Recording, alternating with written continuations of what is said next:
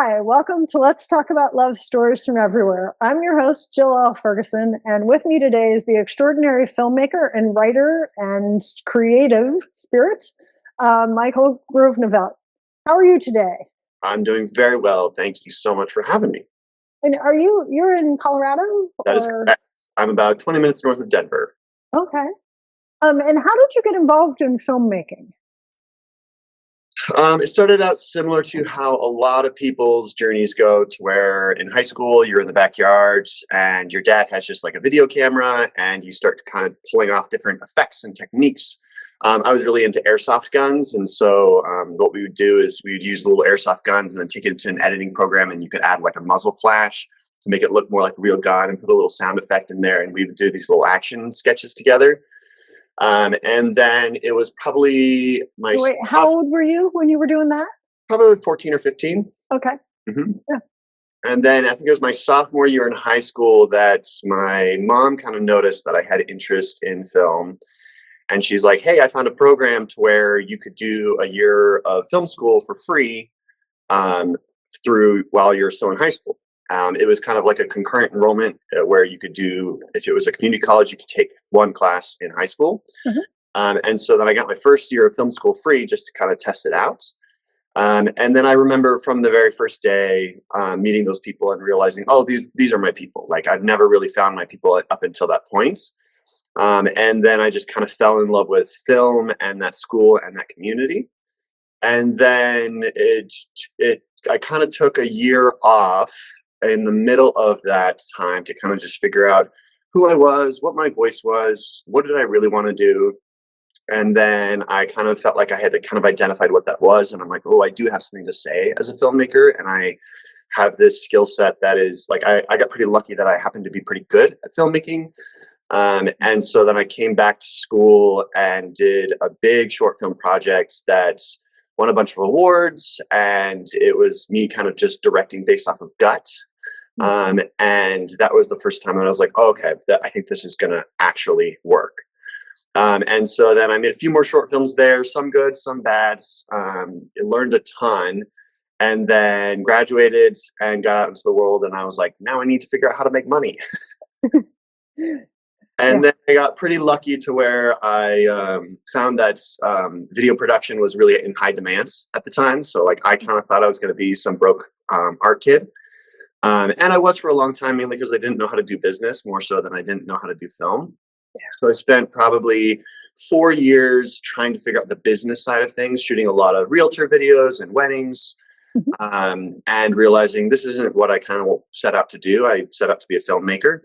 And so then then the pandemic hit. And so then that kind of gave me an existential crisis of, all right, like, Micah, you're not happy. You're not enjoying any of the work that you're doing, and you're stuck here. What do you actually want to be doing? And so then I started kind of taking some of the production company and saying, let's do something creative with it. Let's make little sketches that help promote and sell beers, and let's do short films for little companies and do something that I kind of started treating it as like film school 2.0. How can I take the least amount of resources and make the maximum results piece of media? And then that just ended up being so much fun that people were just kind of infected by it, and ended up kind of procuring a lot of word of mouth. And so the business started to grow and expand. And then I realized, okay, I have a template for what's a really unique way of running a video production company that still keeps me satisfied. And then segueing into the feature film that I'm working on now, I was working on a set with a friend. He asked me to just kind of run grip, which is essentially someone who moves lights and stands, and a lot of just heavy objects, worked with the gear truck. And it was a reminder of how much wasted time and money there are on movie sets.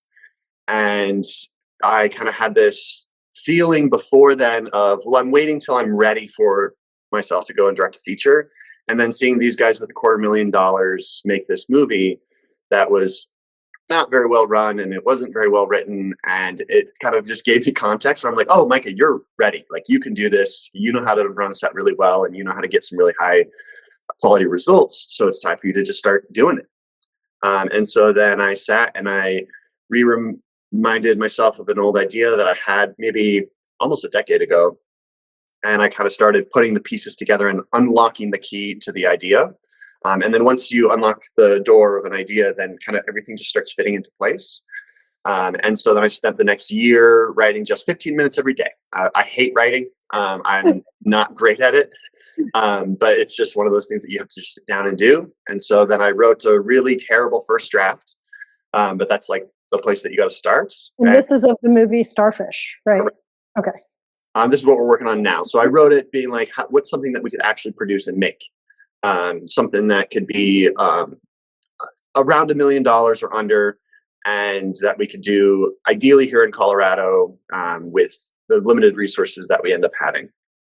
And so then once that first draft was written, I approached one of my good friends and said, hey, I have this outline and this really bad first draft, and I need help making it good. Can we try and see what this looks like? And so then we spent weekends for about 3 years just kind of talking very thoroughly about it and writing a few pages here or there until we finally had a script that we were like, all right, I think we're ready to show people. And then we showed people and they're like, this is good. And then we're like, okay, it's time to head off into production. And here we are. So talk a little bit about the movie, right? Because it's a sci-fi movie, but it's not your typical sci-fi movie, from my understanding, at least. Correct. I mean, yeah, the idea originated. This is why it was really cool kind of hearing about your podcast. And I never get to talk about this aspect of the movie because people want me to lean into the sci-fi and the thriller elements and the high concept nature of it all. Those are kind of storytelling devices to be able to explore something bigger. So like the thing that was most interesting to me in this movie is, what does the love between a husband and wife look like versus a father and a daughter? Because the premise is one that's fairly disturbing on first look, which is a man and his wife. She studies memory and he studies cloning. She passes away, and then he uses their combined technology in order to try and clone her and reinstill those memories in her. And he's failed with the memory integration, but instead is now having to raise this child clone of his wife and take on the responsibility of being a father. And how do you raise someone well? And so a lot of what my attachment to this movie came in was my homeschooled upbringing. I don't know if you've seen the movie Captain Fantastic, but it actually does a really great job of showing kind of what healthy homeschool parenting looks like, of being really honest and really direct and teaching people how to learn and how to grow and how to find their identity, giving them space to be able to do so, while still pushing them to sort of excel in the different kind of subjects that you're teaching them. And so then that kind of ended up being a lot of the framework of a lot of the second and third acts, because the movie is broken into 3 different chapters. There's Jonah and his wife, all the way up until she dies and he starts the cloning process. There's childhood, which is the second act, where the clone is 9 years old and he's figuring out what it's like to be a father and the memory integration to fail. And now his investor is like, hey, you failed, and technically she's property. She doesn't have a birth certificate. We're going to take the research where you failed and we're going to try and pick it up. And then the third act, to where she turns 18 and she, of her own will, starts successfully integrating some of the memories, and then is left in this identity crisis of, I was raised this one way with my own identity and figuring that out on the cusp of adulthood. But now I have this revolutionary technology that I could essentially be this woman that I was always made to be. And what do I do about that? And so it was so ripe with drama and conflict. And how do you relate to your family, and how do you relate to your loved ones, and how do those ones relate to you, and the pressures that we all have to try and be someone that we don't feel necessarily, but people expect us to be. And then the sci-fi ended up being this really fun way of kind of holding all those things together, to where it's cloning and it's memory integration, and how do we make this kind of fancy and fantastical, while really this is a really intimate family drama about a father and a daughter, essentially. What's wild is like memory integration and cloning don't seem all that fantastical. Science fiction, like in the current world we live in. This was a fun part of the writing process, because it was like, I was looking up, because I remember being interested in cloning and hearing about like Dolly the sheep, right? That's way back. Successfully cloned a sheep. And then I kind of looked into it more when I was early stages of writing this, and we can clone humans, right? There's problems at certain different levels, but like we've just had no reason to do it, right? And the ethics behind it, people aren't so sure it's okay. Yep. Right. And I'm sure in places in China that they've like just done that. There's probably clones walking around that we just don't know. But the question really came down to, well, why would you do it? And so then this is when the memory integration came in, where it was like, we talked to a memory researcher in the UK on like, how close is our science and can we get this as close to accurate as possible? And he's like, you're not far off. Like the problems with it really come down to how is the memory being stored, right? Well, where does that sort of go? What sort of code collects that? And then if you were able to re-implant it essentially into someone's mind, how do you get it to activate? And so then that ended up being a really cool story piece to where Jonah successfully implants the memories, but they're not activated. So they're just living dormant in her mind. And then she finds a compound that essentially allows her synapses to start picking up those memories. And so then we're like, yeah, this is only maybe one step away from reality. And if you did have the entire memories of someone else, does that make you into that person? So it became a really fun question about identity. And we're like, okay, we got something juicy here. Well, and so I have at least two questions. But the first is, did you call the movie Starfish because if a starfish loses a limb, it regenerates? Mm-hmm. Okay. It's a cool ask. We have a very famous scene in the movie to where Jonah is teaching her in one of the kind of homeschool lessons, and the clone, she's learning about asexual reproduction and how that works with like a starfish. And there was a story in the 1800s to where a bunch of these fishermen went out to this reef every single year, and they'd pull in their catch, and the starfish would eat a lot of their catch. And so they started chopping them up and tossing them back in so that they wouldn't have to deal with them anymore. And then they came back the next year, and it was an unfishable area because they had populated so dramatically. Wow. So, and my second question is I was under the assumption that if something was cloned, it was the same age, for lack of a better word, as the original. That's how we see it in most sci-fis, right? Because they want essentially to just have a copy of another person. Well, I was thinking of the sheep, actually. Yeah. Even though the sheep is starts out as an embryo. Yep, and okay. Yep. And then they have to implant it in the womb of another sheep, right? So that it can gestate properly the whole time, and then it's born, and then it ages. Yeah, that's true. Okay. Yeah, because in sci-fi movies, it's like, there's your doppelganger, and you find out that the reason I think we think a lot of the time is because the closest thing we have in real life is twins, right? Because twins are genetic identically the same. Yeah. And they just gestate at the exact same period, and then they come out, and then they're pretty much the exact same age.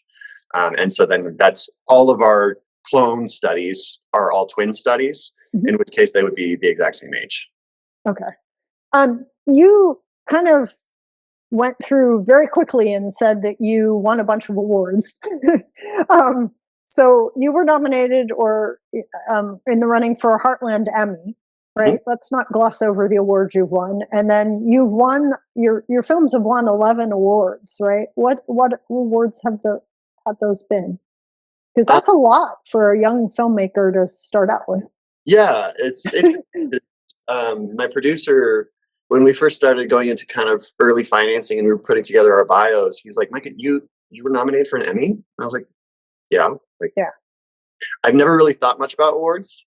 They don't mean that much to me. Like, to me, it's more of like, did enough people get to see? Like, I'm more proud of one of my short films that has 250,000 views on YouTube than I am an Emmy. Mainly just because I make stuff so that people get to enjoy it. I don't really care about the accolades as much. Accolades are really important for the kind of status and momentum of what you end up doing. And for funding, right? If people hear, oh, well, they were nominated for an Emmy or won an Emmy, then we've hosted a couple events and it's like, oh, we have an Oscar nominee attending. And then people are like, oh, okay. Yeah. And I know the guy, right? And he's just an ordinary guy, right? Who just happens to be a documentary filmmaker that got his film into the Oscars. Yeah. But yeah, I mean, the Emmy happened kind of just happenstance to where I had finished that film at school, and then what was it titled? It's called Honeybee. It's on YouTube. You can find it. Yeah. My producer, the president of our school, was like, "Hey, there's a few different slots open for this award. And talked to a few different filmmakers and said, you guys should submit. And then I don't think I had anything to do with that. I think my producer kind of just submitted for us, and then was like, hey, Micah, we're in the running. And I remember at the time not thinking much about it, not thinking it was a big deal. I didn't watch the Emmys that year. But it ended up being kind of a thing in the back pocket. The other awards are a mix of like, the one that felt personally I feel most proud of would be like best directing at my school, which that doesn't really actually matter in the world, but in the competition when I was 21 years old and competing, that is felt like really good, especially since I had professors be like, the script is not good, this movie's not going to work, and I'm like, just trust me, it's going to. And then it did, and they kind of swept the show. So it was like a good validation that I could trust my gut and knew that I knew how to tell this story. And then other ones are miscellaneous film festivals that you submit to. So you can kind of figure out per project and say which ones are actually worth submitting to. Film festivals are very hit or miss, right? So there's kind of the big five, which are the really important ones. So if you make a feature film and you get into Sundance or South by Southwest, and you get to go and have essentially, if you do it right, then you can meet the right people that will help propel your career forwards. Or if you win the entire thing and it's a very marketable movie, there's sometimes a distributor will come in and purchase the film. Those would be kind of the two number one goals. Otherwise, it's sort of for fun and for accolade. So there's some that I submit to just because we're like, that'll be a really fun film festival to go to. Some because that award actually means something. Nice write-off. Exactly. Fun trip. Yeah. So how often do you go to film festivals and things? Do you very often or just? Not nearly as often as I should. I mean, I'm in Denver, so Sundance is moving to Boulder this coming year. So that's a really big deal here. So that'll probably be the first time that I end up going to Sundance. I missed it this year, mainly just because I had a big event for fundraising for the film that was happening at the same time as it was in Park City. But I had a lot of friends go. I went to the American Film Market, which is technically a film festival wrapped up into a film market at the same time in November in LA. That was really good.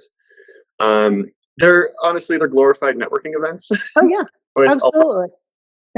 So if they're local, I will go. So like Denver Film Festival this year is something that I'm going to prioritize. I really want to do Telluride here because that's also a big one. We've become kind of a pretty big film festival state, which is pretty cool. But as a filmmaker, it's kind of like those movies that you haven't watched yet that you're kind of embarrassed that you haven't seen them yet. You're like, I'm a terrible filmmaker for not going to film festivals. Well, what's the most challenging? You mentioned that you really don't like to write, but what's the most challenging part for you of your in what you do? I mean, you said before about like founding Red Main Entertainment, right? And learning the business end was more difficult. And that's actually a textbook company had me write a book about learning how to write or create a freelance or a consulting career, right, in creative disciplines. And because you're not taught that. Like I taught at a conservatory of music for 13 years, and my students were trained and exceptional in their instruments, right? But they weren't taught how to public speak unless they took my public speaking course. And they certainly weren't taught how to set up a business, right? And that's so important in any kind of arts discipline, because that's really how you continue making it, right? You have to understand like how to save to pay your taxes and all that other stuff. And what a contract looks like or should look like. And I mean, some of like I'm lucky to where I've found good people to work with, to where the gaps that I know are my blind spots, they're really good at filling in those gaps. That's wonderful. So like my producer, right? So when it comes to contracts and when it comes to the legality behind stuff, like my brain is not a legally minded brain. And his is, and he loves doing that. And I'm so grateful for that. As a whole, I think it's like how dynamic the growth has to be. Like you are constantly in a cycle of change and growth. There's not a lot of consistency from week to week. And so you'll think that you have something kind of down one week and that here we go, we've got it set in place and now things are going to go smoothly. And then as soon as you do, something else reveals its head, and you start realizing that's going to be that way every single week for the rest of your life. So it's feeling simultaneously like a kid who doesn't know what the heck he's doing, and having to have the authority of, I have a ton of experience and I know exactly what needs to be taught and who I need involved in X, Y, and Z part of the process. That the multifaceted nature of that is very difficult to get a grip on. I like it though. So like it keeps me on my toes. It keeps me sharp. To me, it's like the most important values in any sort of filmmaking endeavor, especially. Honestly, I think this is broad enough for just really any art endeavor or passion endeavor is stamina, number one. Can you stick with it longer than everybody else? And then curiosity is king, right? That's the number one value. Like if you're always learning from someone, if you're always growing, something that I struggle with personally is I want everything to be very utilitarian. So I want to get everything done. And I find that sometimes even when I'm just hanging out with friends, I'm like trying to get through it as though it's a to-do list rather than like, Micah, you have one life, you can relax a little bit. This is the fun part of your day, to where you can just sort of experience a little bit more and not feel like just because I got 15 things off my to-do list today, now I can be contented with the day, because then that resets on the next day. And then your entire life is working to get to a place rather than getting to enjoy the process. The other one that's come into mind now that I think about it is balancing out the creativity with the production. So like we're in finance mode, right? Which means a lot of the business end of things, a lot of figuring out how we're going to get an ROI. What does distribution look like? What types of movies succeed versus ones that fail? Where do we fit into that? How do we minimize our budget and maximize our reach? And you stay in that space for months and months at a time. And like I'm shooting a proof of concept this Friday, and working on that has been just such a reminder of like, oh my gosh, I love actually filmmaking. I love figuring out what lenses, what boards, and coordinating a location and figuring out what lights are going to go where, and getting to shop for costumes, and composing the frames. And I know that's going to edit really, really nicely next to this shot, and how I'm going to use sound design in order to merge those two things together to convey the information I want in the tone and pace, and be able to bring someone on an emotional journey, even in 90 seconds. And so like, those are the things that I love about filmmaking. And so making sure to balance out those constantly is just really difficult, to make sure, okay, are you doing fun, creative work on top of the work that needs to get done? Are you what you're doing? This is it's for Starfish, or is it a separate project? Okay, yeah. Even if it's not though, like I had a friend finish up his like fan film, and it started doing really well on YouTube, and it reminded me, I'm like, I have a project in the edit that is 95% of the way done, and I just have not gotten around to finishing it up. And then I had another friend be like, hey, I have a screening in 2 weeks. Do you have a comedy short film that you want to screen? And I'm like, I have one that's not done. And it ended up being such a good motivation to just sort of sink in that little bit of time. And I got reminded, I'm like, oh, I am really proud of a lot of this film and what I was able to pull off. And so it can be really any project. Sometimes photography projects are that way for me, or like just doing some model shoots is really fun. Some wardrobe that I've been wanting to test out, a color palette that I think is really interesting, or a lighting setup, and just roping in a friend and being like, what are you doing Tuesday evening? Because I need to just shoot some photos. And that brings some of that creativity back, and then ends up kind of fueling a lot of the other work, because it can either be promo and you're like, hey, here's some test costumes for Starfish and here's how it's working. And then people are like, oh, that's really exciting back end of kind of some of the prep. But yeah, anything that can find its way to fuel Starfish, I try to, just mainly because that's my calling. You've done some just gorgeous work that I've looked at, like on, I think it was on Stage 34. You had, did I say that right? Yeah. On Netflix, Stage 34, there's a montage video that you put together in 2018. And it has some wedding shots in it that you did that were just so gorgeous and so non-traditional kind of wedding shots. I don't know if you remember this. I don't. You also, there's, some product that you made really amazing video of, that I assume was for a client or something. And I think there's a beer in there too, maybe. Um, and it just, the way it all came together looked so not just artistic, but masterful, and engaging. And it wasn't like this was a student film project. It doesn't look that way, right? It looks like so professional and so polished. And I was just mesmerized by it. And it was like 90 minutes or something, minute 34 or something. Honestly, one of my favorite aspects of doing those like client projects is usually you'll pick like a theme, like what's the thing that I'm trying to practice or I'm excited about. Mhm. And then it just becomes about doing that thing to the best of your ability. And I think a lot of the time kind of student projects end up coming out that way for a couple reasons. The two being one, they just lack some of the experience to just know kind of just framing and where to put the camera. But the other thing is I think they overcomplicate a lot of stuff to where, like, I remember working with a cinematographer in school who was kind of like the renowned cinematographer, and almost every single lighting setup he did, it was just one light. And he would just bounce one light against a white wall, and it would just create this nice soft wrap. And it kind of, because we were taught like 3-point lighting, and here's where the shadows should be, and yada yada. And on one film I worked on, we spent I think 3 hours on a lighting setup and this crazy big dolly move. And then I saw the finished film, and I was like, huh. And then I saw this other cinematographer work, and he's just like, I think it's good.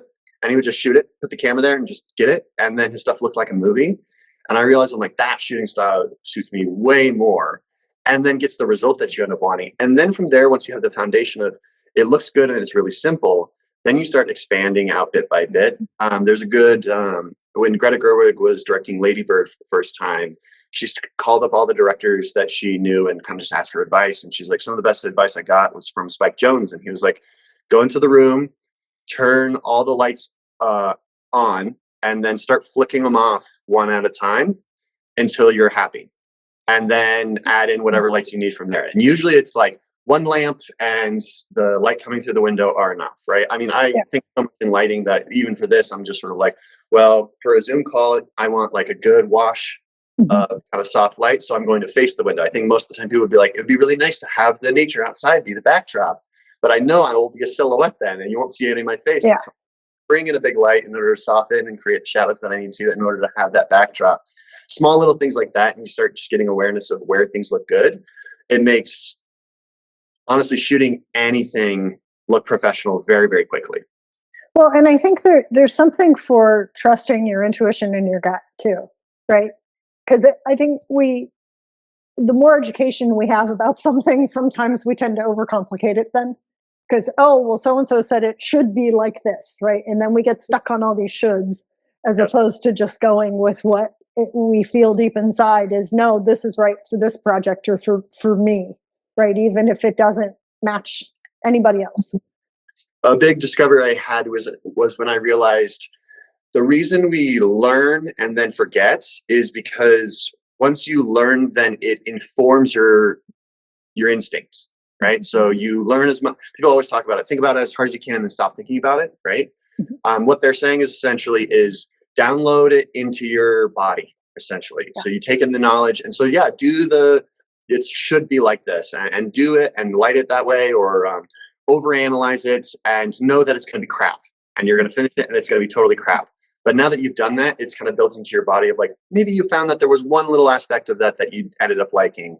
So then in the future, you can kind of enter into a scenario and you're like, something's missing. Oh, I know what's missing. It's going to be that tiny little bit of hair light that the rest of that lighting setup didn't work. But in this context, in this situation, it does work. And so then it allows your gut to make quicker decisions. Because another thing I learned was, like, there was a film I was working on in school, and I just knew the sequence needed to be there. And I didn't know why, but I just knew in my gut, right? And then you finish it, and then it's not until you get to the edit that you're working on it and seeing it again and again, and you realize the reasons for it all, right? Because a lot of filmmaking is you watch a movie and then you break it down, and you're like, they decided this, this, this, and this. And it's so perfect, right? Everything just felt, how are they thinking about so many different things? And they're not. They are just going based off of gut. And then because it seems like the right choice at the right time, later you can apply and map meaning onto that. And you're like, that is probably why I made that gut decision, but I didn't know it in the moment, because otherwise you would never make a decision. Yeah. Do you do most of your own editing, or do you have a team you Depends on work with the on that? project. Yeah. So like for Starfish, I won't. I'll be in the editing room the entire time. Mhm. So the way me and my editor work for Starfish and is going to be essentially, he's going to be on set. So he's going to be able to take the footage that we shoot of that day and put together a rough cut for the following day that we can show the team. So we can say, here's what's working, here's what's not while we're eating breakfast. And then so that by the time we're done with our 24-day shoot, we have a very, very rough cut of the entire movie. And then I know I'm going to want to go in for specific scenes and cut a rough draft of those scenes myself, and then hand them off to Troy. And then Troy will finesse and refine and bring those to fruition in the similar way that we did the writing process. So Jeff and I, my producer, I would usually write for about 80% of it. I would write first draft that was just like bang the words out, just get from A to B. It's not good, but maybe there's a couple gems in there. And then I would hand that to him. And he's like, oh, cool. I know where this is going. I know what to do with this now. And then he would come in and flesh it out and write really nice dialogue and beautiful prose, and then cut and just pull out different sections and bring other things back in. And so the editing process is very similar. They talk about you write a film 3 times. You write it when you write it, you write it when you shoot it, and you write it when you edit it. Yeah. And so the edit is this final rewrite process. And so working with someone who you trust. And Troy has a ton of experience. He operates one of those LED walls out in LA, and he's worked on like neon projects before, and he's really savvy in 3D rendering as well as editing. So he's kind of like a one-stop shop, and so been a good friend for probably the last 8 years. And so when I asked him, I'm like, hey, I know you don't really edit that much anymore, but for this feature, please, please, please. And he's like, yes, absolutely. I want to do that. Nice. So what is your goal with this film? What do you hope to accomplish? I mean, besides actually making it, getting all the money, making the film, then what? Yeah, I would say it's threefold. Yeah. One is pay back the people who took the risk on us. I think that's a lot of artists don't focus enough on how they almost get entitled around like, give me money to do my art. Yeah. And I feel this sort of, if someone's willing to take a risk on me with their capital, then my number one priority should be to return that capital first. And so then that kind of segues immediately into the second one, which is I want to reach the largest audience I possibly can. And so that's where a lot of this kind of business savvy has come in. Is like, how are we smart about distribution and marketing? How do we make sure that this isn't a film that gets released and then nobody sees, but instead we can do a national theatrical run, and we can make some foreign pre-sales to ensure that it's going to be playing for 2 months in Germany and a month and a half in France, and enough to where it's notable. And then ideally I would like to be able to post off of the residuals of that film for the next 2 years so that I could be writing and working on the next project. And then also having a successful first feature film means that you essentially guarantee yourself a career to continue to make movies. And so then I would like this to also be a springboard into making bigger movies and more of the type of thing that I grew up falling in love with and watching. Like it's Lord of the Rings and Indiana Jones and kind of these like PG-13 action adventure family friendly movies that I fell in love with when I was 12 years old. And those are the kind of movies that I want to make for people. Starfish is not that film, but it's kind of ties in with some of the more mature filmmaking that I learned in early college. And so I want to use the kind of in the way that Christopher Nolan makes a Dunkirk. He'll be like, we're going to make Inception, because you can tell that's kind of what he fell in love with, like Batman and these kind of heist movies. And then he'll make a Dunkirk to be like, let's pull everything back, be really refined, and almost sort of tip a nod of the hats to the other filmmakers and to some of the kind of the class in order to show that off so that he can continue to make whatever he wants to make when he wants to make. I mean, my goal long term is like I've never seen a really, really good dragon film. I think the best dragons we've ever seen put to cinema are in Game of Thrones, and they're kind of a side kind of part of that show. And so I really want to make like some epic trilogy at some point. Like those will be like my calling card, my final push, my Peter Jackson making Lord of the Rings kind of deal. That would be my dream. But yeah, the main thing is I keep all the paths open, where it's like you don't step on the path until you know it's the right one. And so you keep the doors open, see what opportunities are aligned ahead, and then continue down that path until it keeps expanding, because I only have one life and I can't predict it. It's interesting to me that you mentioned the Lord of the Rings and the Indiana Jones movies, because I feel like at heart, almost any action film, Fast and Furious, the whole saga of them, it's about relationships, right? And that's what you were talking about exploring with Starfish too. So I feel like the theme is still there, right? All Yeah. the different kinds of relationships that we have, and Well, and redemption. So like this was a big thing Jeff and I talked a lot about with Starfish, which is like every single sci-fi movie that we've seen that is even closely related to a movie like this is always this really depressing movie that ends of like, and the world's gonna end, and here's why technology is a problem. And we're like, what if we had an optimistic, redemptive ending to where we didn't shy away from the consequences of technology and some of the weight that that comes with, but in the end, we could have a movie about you get to decide to be whatever you want to be, and I'm just going to love you and support you no matter what. And I'm going to push you when you need to be pushed, and I'm going to be gracious when I need to be gracious. And having a main character that is like a moral human who doesn't break and has just sort of like a value set that is a foundational rock that carries him through the entire thing, rather than some guy who's like, I'm going to push the boundaries and we're going to kind of see this. Like, it's fun because Marie in the movie is that kind of character. Like, she ends up being the one who dies. But if their roles were reversed, she would have no moral qualms. She'd be like, yes, we're cloning my husband, and yes, we're going to incorporate the memory. And then Jonah, on the opposite, because it's his responsibility, he's like, I don't think we should do this. This is wrong. But I'm obligated to her because I know what she would actually want. And then also I'm obligated to my investor because he's pushing me. And then also I'm stricken by grief so badly that I don't even know if I'm thinking clearly. And then the moment that that child's in front of him, it's sort of like that anything that I even considered thinking that I wanted now has to be put on the back burner, because now I have to live for someone else. This is now my responsibility to provide and protect and cultivate this human being into this world. And that feels just kind of rare to see in a sci-fi. And we were like, let's just lean into that and have like a heartwarming movie at the same time. Well, it did. Though it's an indie, that's kind of the Hollywood ending, right? Is that we want happy endings in our movies as opposed to like a French movie, Yes.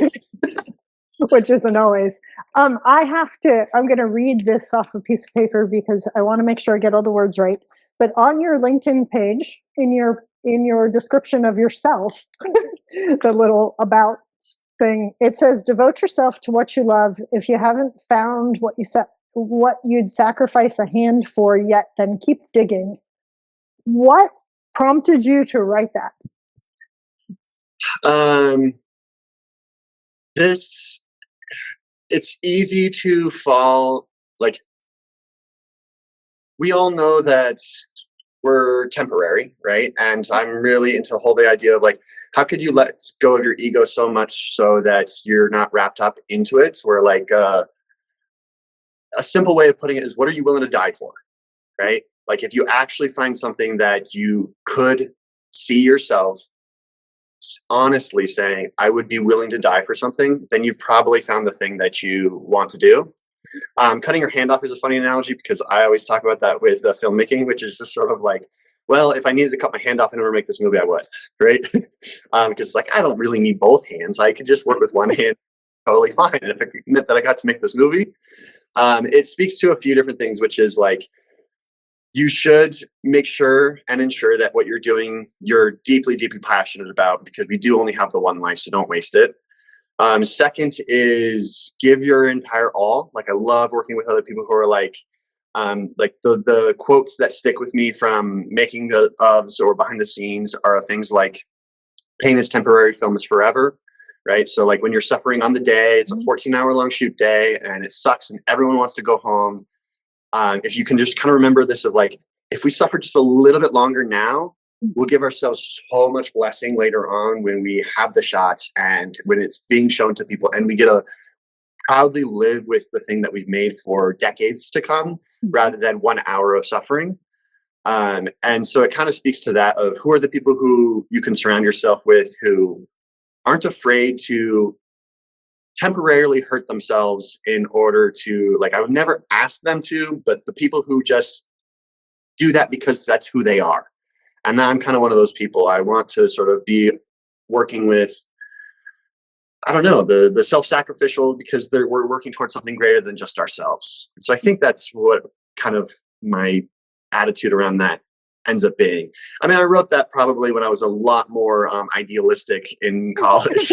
Or nowadays, I'm like, yeah, but let's also make sure people are taken care of, and that it's that we're enjoying life while we also make something great. But for pushing over that last little line, me and a friend just recently watched Whiplash again last night, and kind of that question of how far is too far to push someone for greatness, and would someone who's actually great ever be pushed too far? And that's a really interesting question that I just love exploring. I definitely think there is too far, but I also think we live in a modern day society to where everything is about comfort, and everything is about just kind of, yeah, but just like if it makes you feel good, then it's fine, rather than seeing what gems, what pressure can you be put under in order to make real diamonds. Yeah. I have a client who he and I are in the process of discussing writing a book together. Why it's about doing the hard things and why that's important. And today I learned the term friction maxing, which is it's beneficial for your mind and your memory retention, and also for your whole body, and to put us in touch with our humanness. And it came about because everything that we do is so for convenience sake anymore. Like even the fact that we go into a restroom in the airport and all you have to do is flick your hand in front of a sink, right? And the water, at least allegedly, turns on. Doesn't always. Sometimes I think my hands are invisible. But, but between that and instead of using our brains and our hands and try to actually look up information, all we do now is ask AI. Oh, well, what could this possibly be? And, analyze this for me so I don't have to. And it's the concept of like intentionally giving yourself moments of friction throughout the day in order to absolutely train your brain. And it's as your grandma might say, do things the old-fashioned way. And it's because that helps build character. It builds resilience. It teaches us skills that just by swiping or looking something up or talking into our phone doesn't do. Yes. And so that's made us not only lazy, but it's made us prone to expect convenience at everything, right? We can order something with one click and have it delivered by Amazon within an hour. Yes. Depending on where you live, right? And that's not really teaching us anything, and it's not helping us as humans. I mean, it's helping get something to us quickly, but that's it. It's not helping us our bodies and our minds, and our emotions. And I think that's exactly what you were just talking about, right? We really need to be in love with being challenged to do great things, because that's where success is. There's what is that graph? Like, you've probably heard of it, but like where maximum effort meets maximum ability, and that's where flow state is. You find the perfect dance between those two things of like, any more and I would crumble because I couldn't do it. Yeah. Any less, it's just too easy.